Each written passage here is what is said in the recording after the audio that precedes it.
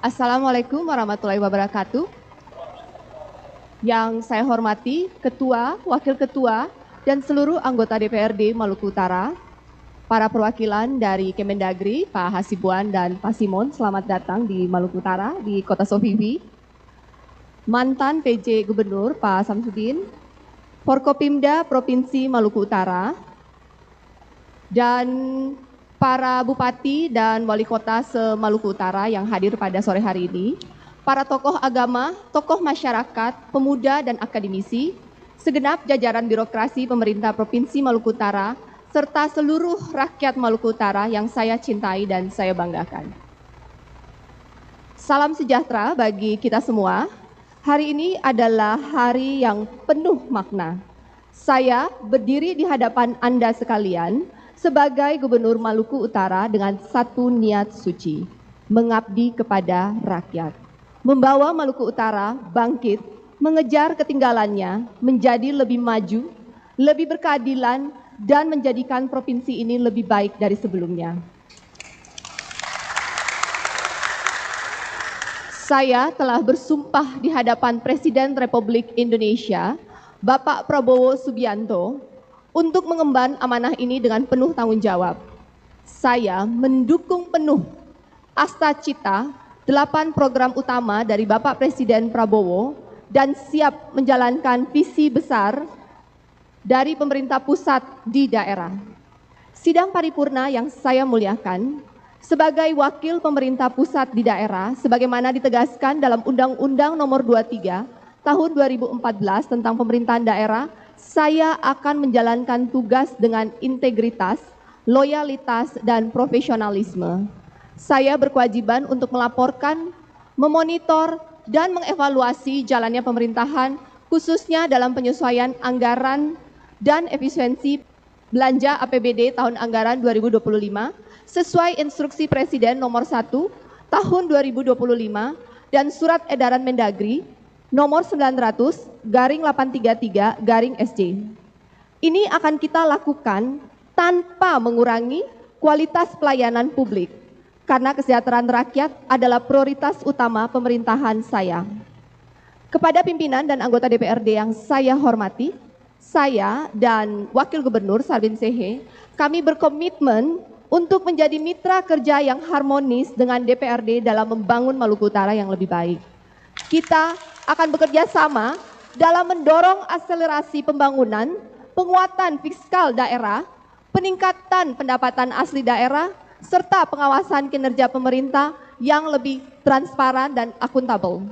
Dalam waktu dekat, kita akan menerbitkan banyak perda, RPJMD 2025 sampai dengan 2029, guna menyelaraskan regulasi dengan program prioritas nasional Presiden, serta kebutuhan daerah sesuai program unggulan yang saya janjikan kepada rakyat. Para hadirin yang saya hormati, sebagai bagian dari upaya membangun bonding dan level playing field, saya akan menerapkan metode yang telah saya pelajari dari retret di Akmil Magelang minggu lalu. Setelah Lebaran, saya akan mengadakan mini retret untuk seluruh OPD agar kita memiliki visi, wawasan, semangat, dan komitmen yang sama dalam membangun Maluku Utara. Namun, mari kita pahami bersama bahwa Serly Sarbin hanya memiliki 5 tahun. Kami adalah seorang sprinter, pelari cepat, sedangkan birokrasi umumnya adalah pelari maraton. Maka saya mengajak Anda semua di ruangan ini untuk berlari kencang bersama dengan saya, terutama dalam melaksanakan program 100 hari pertama pemerintahan. Siap kata Rada? Jika kita semua sudah pandai berlari, maka Maluku Utara akan tinggal landas dan terbang tinggi di udara mengejar ketertinggalannya. Insya Allah semoga rencana baik ini dapat terwujud. Pimpinan dan anggota Dewan yang saya hormati, pemerintahan kami akan berdiri tegak di atas prinsip good governance, akuntabilitas, transparansi, taat asas, partisipasi, efisiensi, dan efektivitas. Tidak ada ruang bagi praktik-praktik lama yang menghambat kemajuan daerah ini. Kami juga berkomitmen untuk menerapkan sistem meritokrasi dalam birokrasi, sesuatu yang telah pudar sekian lama di Maluku Utara. Ada 5 pilar utama yang menjadi standar dalam pemerintahan kami. Yang pertama adalah kompetensi, kinerja, integritas, teamwork, dan loyalitas kepada kepentingan rakyat dan negara. Kami juga akan mengganti sistem mutasi kepegawaian berbasis shelter dan menggantinya dengan sistem merit pada akhir tahun ini. Tidak ada lagi politisasi jabatan, urus-mengurus, titip sana-sini. Mutasi jabatan bukan soal suka atau tidak suka, tapi soal kompetensi, soal kinerja, kemampuan, kerjasama, dan integritas. Hadirin yang saya hormati, kami berdua bukan tipe pemimpin yang ingin dipuja-puja, disenang-senangkan. Kami tidak butuh laporan yang membungkus realita dengan kata-kata indah. Yang kami inginkan adalah hasil yang konkret. Laporan bahwa mission accomplished. Kami adalah pemimpin yang mengutamakan hasil oriented, result oriented. Saya ingin laporan yang jelas, yang tegas, yang paling penting tuntas 100% tanpa cacat aturan dan tanpa masalah hukum. Saya dan Pak Wakil Gubernur tidak datang untuk memperkaya diri, kami hadir untuk mengabdi. Oleh karenanya,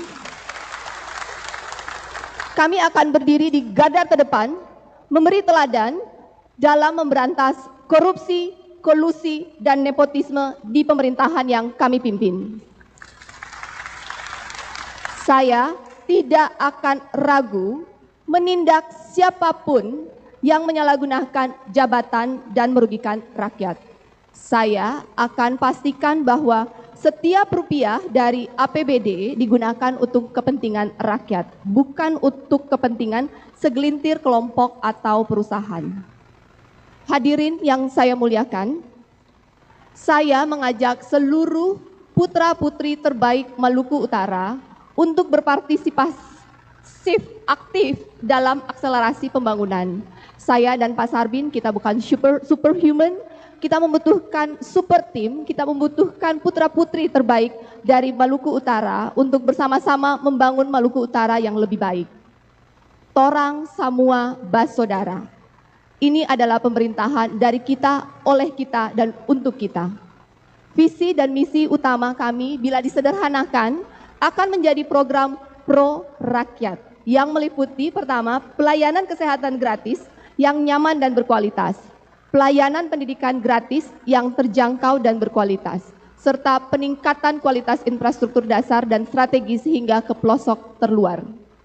Kemarin saya telah memerintahkan PLT Kadis Pendidikan untuk memastikan program 100 hari pertama sekolah gratis bisa kita mulai terapkan. Minimal di sekolah negeri. Tidak ada lagi pungutan iuran di SMA, SMK, dan SLB negeri di seluruh Maluku Utara. Karena keterbatasan fiskal APBD tahun anggaran 2025, maka kemungkinan sekolah swasta baru akan menyusul di tahun anggaran 2026. Ada Pak Kadis Pendidikan di sini? Pak Aka? Bisa kata ada Pak Aka? Ya. Jabatan Pak Aka taruhannya ya.